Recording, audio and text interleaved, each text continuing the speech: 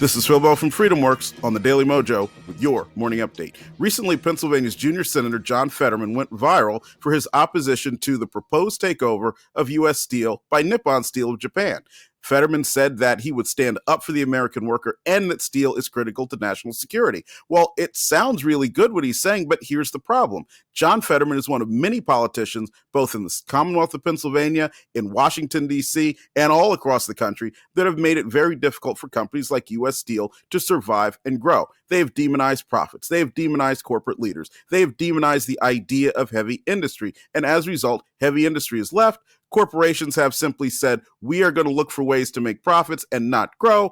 And ultimately, those of us who work here in America are suffering. And we're also suffering not only because pay isn't increasing, but also because opportunity isn't increasing. Think back to the 1960s. I've talked about it many times.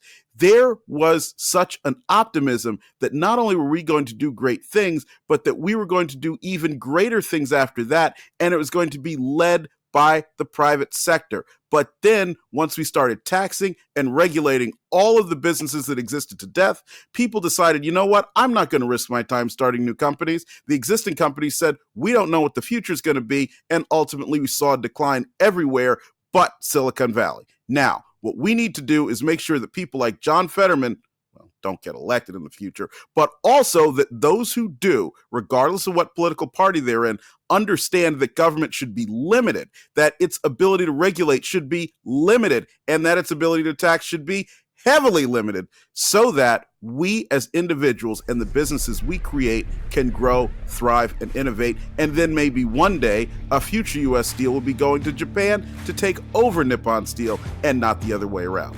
What you can do is go to freedomworks.org and sign up to become a member of our Freedom Teams, where you'll find like-minded people who want to see American industry grow in a truly free market. Phil Bell's Morning Update is only on the Daily Mojo.com.